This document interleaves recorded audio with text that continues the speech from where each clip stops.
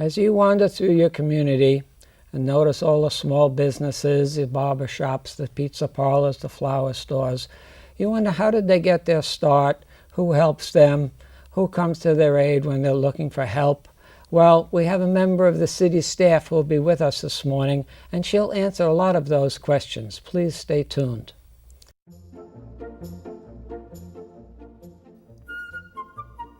Welcome to The Better Part, a program that encompasses a diverse spectrum of topics important to our community, which we hope will both inform and entertain you. We invite you to sit back and enjoy the program.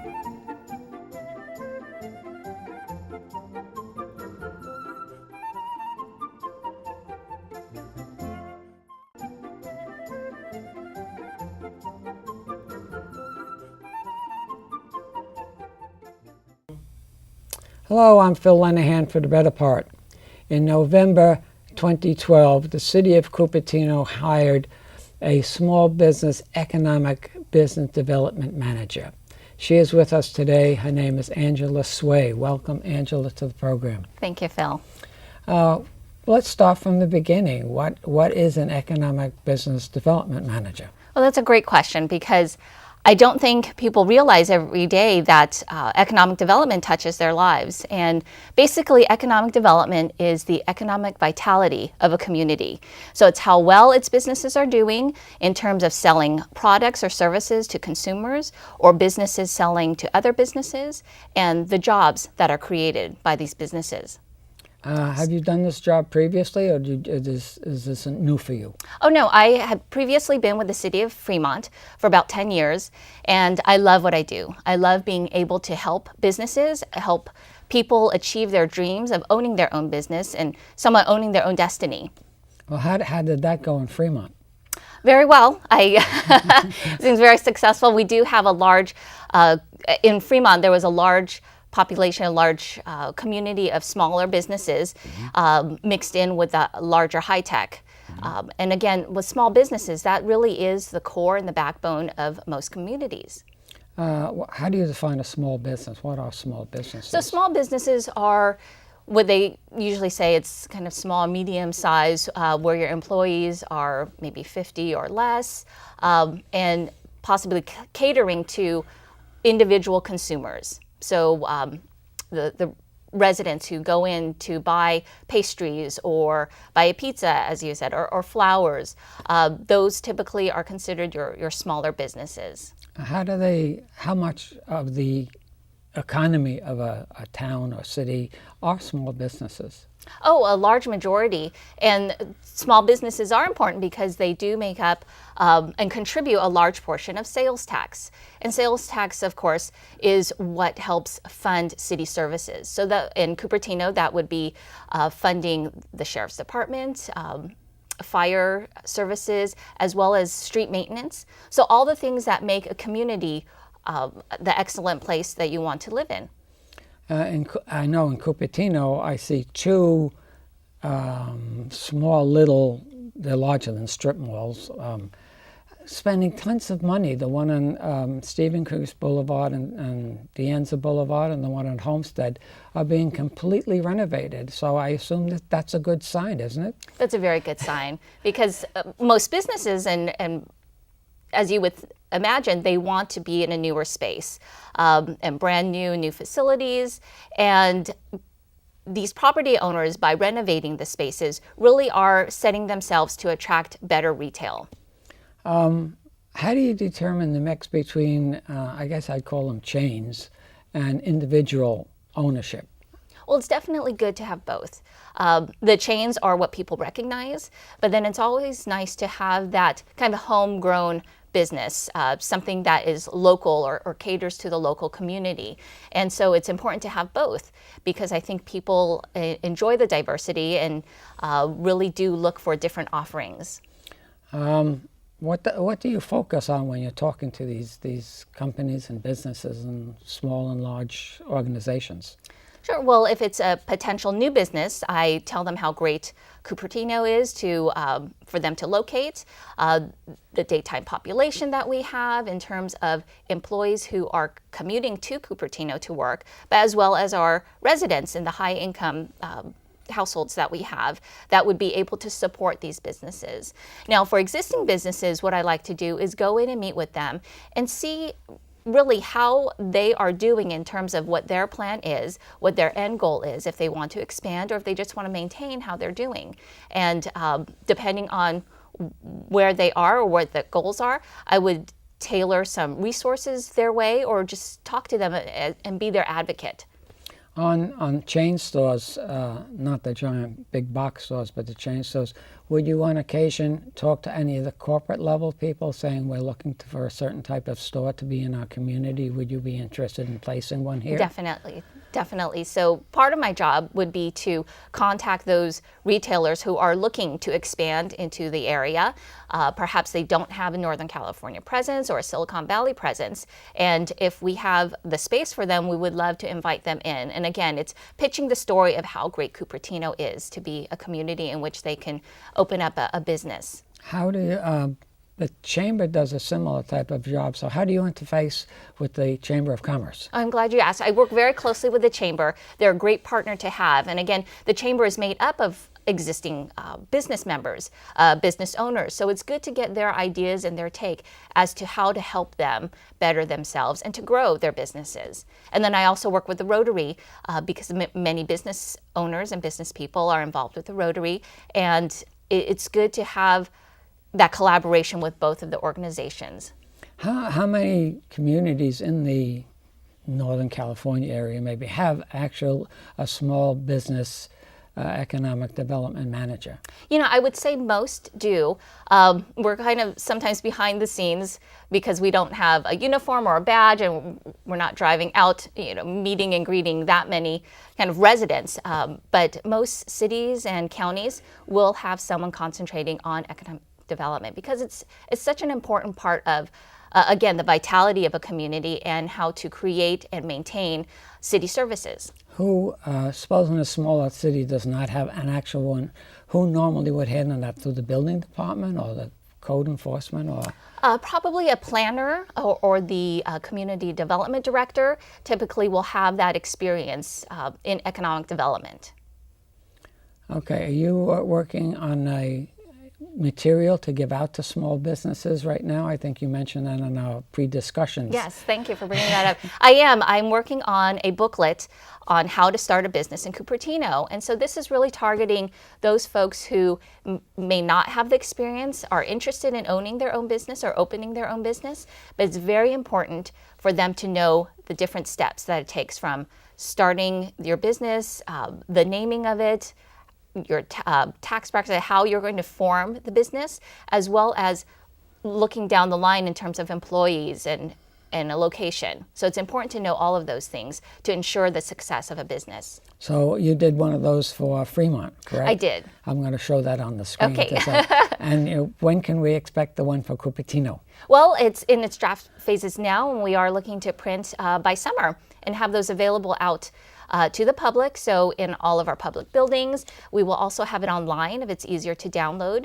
But again, I want to make it accessible to those who are thinking of opening their own business. But it also has great resources for those who have already started their business or are thinking to take it to the next level if they're thinking of expanding.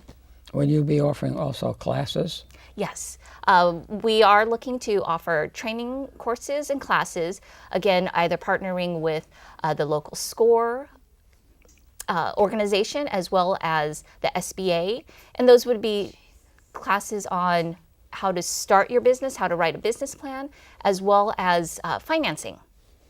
Will you be also working on Valco, on the redevelopment of Valco and bringing the smaller businesses into there? Sure, I would love to help them. I've began working with their management group there and let them know that I'm available to help them. Really, it would be for them to kind of get things started, and I would be there as an additional resource to leverage any other connections that I have if there are new businesses that are looking to go into the mall. key to what you do is understanding shopping patterns. Yes. How do you find that information? So I would work with consultants who analyze shopping patterns and purchases made within a specific zip code. So I know we had talked about kind of how ethnically diverse our community is, but when you really get down to basics, people have the same needs, shopping needs.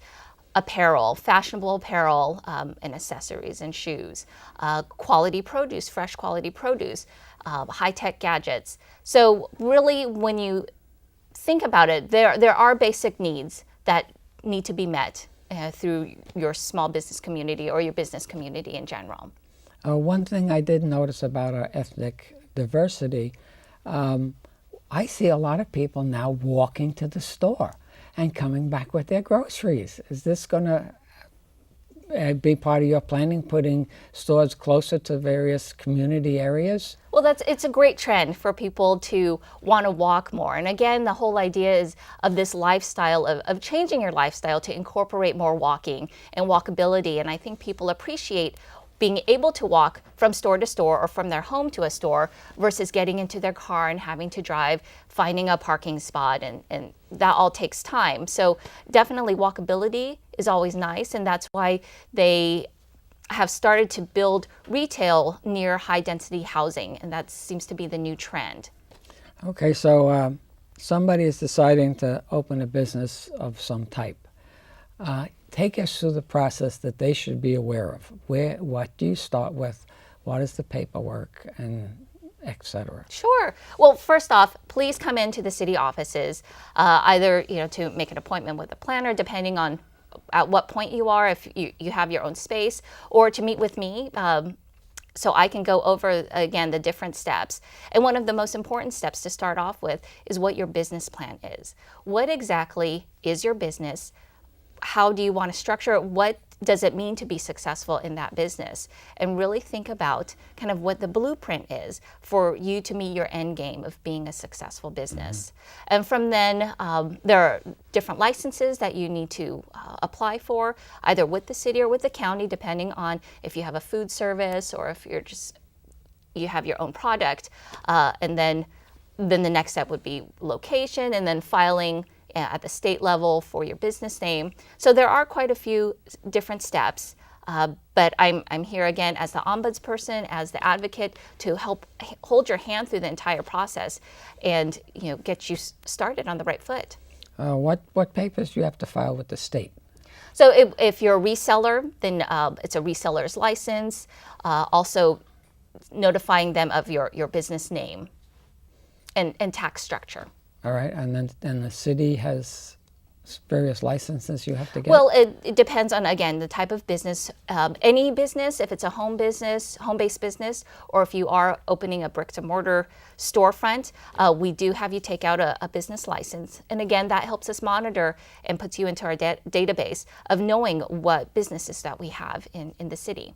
So if I'm running a business out of my home, I need paperwork? Yes, and it's very minimal. It really just asks for kind of your name, the nature of your business. And again, that really helps us identify if your business is suitable to stay in your home, or if you need to be moved to a storefront if there's a lot of traffic with customers coming in and out, then it's not suited for a neighborhood.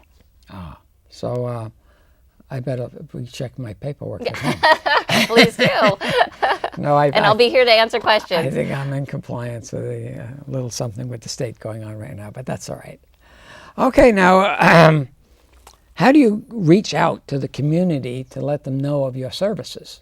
Well, again, it's through shows like this, word of mouth, and going and working with the different chambers and the Rotary, and really just trying to be out there and visiting the different businesses and letting them know I'm a resource for them. Are you doing anything with our Facebook and those type of things, which I'm not up to date on anymore? The wave has passed me by. No. Through the city's different outlets, we have been putting information out about the resources. So can I tweet you if I have a question? Sure, I'd have to figure out what my tweet handle is. But Or a Facebook page? Would it be, I'm just thinking out loud, would it be worthwhile to have a Facebook page for people to ask business questions? Sure, of and the city? actually there is an email address, econdev@cupertino.org, that they can always contact me at, or if they send a general email or call the city's offices, they will be directed to me if it's a business-specific question. Okay, I know that we mentioned an athletic event that's coming up, which is part of the development of the city and things like that. Explain the soccer tournament that's coming to Very town. exciting. It'll be in July. The dates are July 19th through the 21st, and it's the Force Adidas soccer tournament. So it's a huge coup for the city to be able to host this soccer tournament for those days. And again, large events like this kind of put Cupertino on the map, let people realize where we are, but it also benefits our local businesses because you have this huge influx of players and families who are supporting them, taking advantage of our great restaurants, entertainment services, and our hotels. So it really is a benefit to the community, to the city. Where will that be held? So it will be held at actually different soccer fields throughout Cupertino at the various high schools. Like the World Cup? Yeah, it will. World Cup Cupertino. With all the various locations all over the place. Okay. How do you work with the other departments in the city? I mean, information comes in from all different directions, so. Sure, it's very important for me to work with them and really kind of give them the tools to know who to direct questions to and empower them to be able to answer those questions. So I do meet with different departments regularly, letting them know if there's any economic developments that they should be aware of. But again, also to let them know I'm here for them if they have specific questions or if they receive questions from customers who come in. So if I go in and get a business license, do they tell you that I'm opening a business? Yes, it does get back to me, and then I can either do some outreach to see if you need, help in the next step in terms of financing, or just to be able to promote any upcoming classes that we may have. So then, if anybody who wants to start a business should get in touch with you. Yes, please. Okay, so the brochure will be available shortly. Yes. Okay, as stores become empty, are you able to work with the landlords and talk to them about developing new ventures or new people to go into these stores and on the various malls? And that's my goal, to go in and again partner with them in terms of brainstorming ideas of what the space configuration is like, what type of tenants that they're looking at, and looking at their current tenant mix to see if they're too heavy on maybe eateries, and maybe you can bring some other type of retail store in that captures that market as they're walking in to eat. Maybe they'll just continue to walk around the shopping center to do a little bit of shopping. So it's really trying to be strategic with property owners or business owners in terms of what could fit. well, in your experience, what type of new businesses would be more appropriate to Cupertino develop a broader space or a broader retail spectrum? Sure. Well, eateries, of course, are in high demand because of our large daytime population. And those, again, are the people who commute into Cupertino to work. And they're here for 40 plus hours during the week, during the day. So they may come in early to buy breakfast. They grab lunch with colleagues. They stay late and they have dinner. Or on their break, they're running errands to use different services or make purchases. So again, it's looking at what we can do to help fulfill that experience during the day while they're there. So that would be restaurants, but again, I'm hearing the need for, maybe more apparel or home goods, things of that nature. Well, we were somewhat impacted by the big Home Depot, which is in San Jose. Right across the border. Yeah, it's right across the border, and that did impact our hardware stores and types of things like that. But are there any plans for any other big box stores in Cupertino? Not at this moment that I know of. And again, that has a lot to do with just our available space. We don't have large parcels of space that can accommodate a big box in terms of what their needs are for in square footage. So again, I'm concentrating on the smaller businesses to help fulfill some needs. We're developing a new Main Street, a new Cupertino Main Street on Stevens Creek Boulevard. There's going to be a lot of retail space in there. Have you earmarked any specific retail that might be going in there? Not yet. Again, the idea is in terms of categories. You want to bring in some eateries, and then smaller retail shops, and maybe some apparel or smaller boutique type businesses that would work well, again, with the idea of the walkability and just being able to stroll around and take your time, to make your purchases. Oh, what mistakes have you observed that people are making? You mentioned business plans, and heck, I know some high-tech firms that don't even have business plans. So it's hard for me to comprehend that a smaller business, but you'd really encourage that. What would be in a business plan? So a business plan, really, if you think about it, in terms of like construction, if you're constructing a house, you need the blueprints because you need to know where your foundation is, where all the joints are, how it's going to be built. Mm-hmm. And really, you should think of your business in that same way. What is the different components that are important to your business? Who will be working there? How many hours will you have it opened? And really being able to see that and adhere to a business plan will really help ensure your success. So you're not jumping around and making changes here or there. Of course, that's all perfectly acceptable to make smaller changes, but you should really have that larger game plan in order for you to start at your beginning point and make it to your goal in terms of your success. Do you have any type of a template you could give a business who's starting? Yes, we have free templates, and also the SBA offers free templates, and so that can easily be provided to anyone looking to write their business plan. So I guess the first thing I should do is sit down and figure out a plan for what I'm going to have rather than Mom and Dad gave me money, I'm going to open a restaurant. Yes. Please do, because people don't realize that it does take long hours in knowing how to price your inventory or purchase your inventory and then price your actual end product. And that all goes into your success and how soon you want to reach that success and that goal. How would you help an older business who's saying, gee, things are kind of getting so cool. How can you help me pump up my business? Well, in this day and age, it really would be, I would start with maybe getting more word out in terms of promoting the business, getting, casting a wider and a larger net for their clientele. And if you look at Cupertino, we have such a varied and diverse daytime population and residential base, which is great because you have young children, high schoolers, you have all the young people studying at De Anza, the college. Then you have the young working professionals with lots of disposable income that maybe hasn't started their family yet, and then you have the families. So there's a wide audience to be able to pitch to and be able to bring new clients into a business. Do most businesses have websites? Most do, and I encourage that. Again, it's the whole idea of keeping up with the trend of this digital age and having that web presence.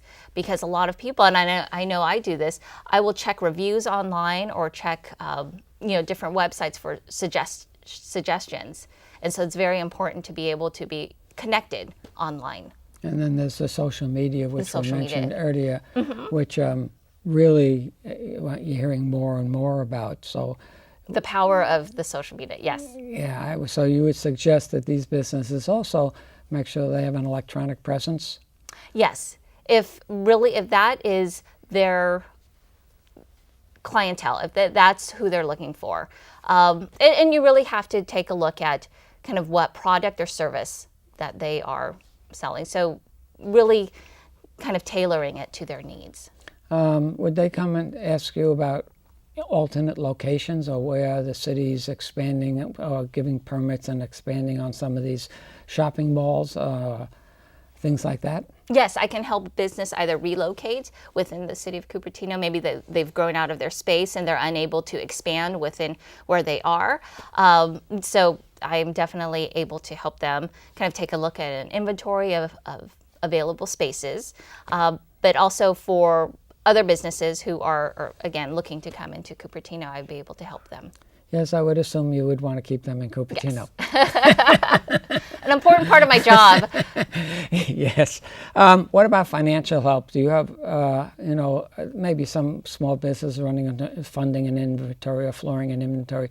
Do you have financial references that various sources of financing that you could put them in touch with? Yes, and in fact, some of the trainings that I'm planning for later this summer would encompass speakers from different financial institutions.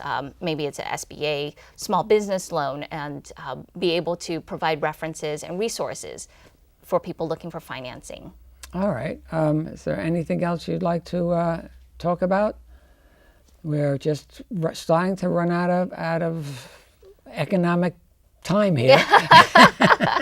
No, I really appreciate you having me on the show and being able to, again, let people know how they can get started with a business and the important steps that they should take, and encourage them to start with City Hall and visiting me so I can help them and be their advocate. Well, thank you for joining us today. Thank you. Thank you for watching. Thank you for joining The Better Part today. We will have contact information from Angela on the screen. And just give her a call, start a business, build up the economy of Cupertino, or whatever town that you're in. See you next week on The Better Part.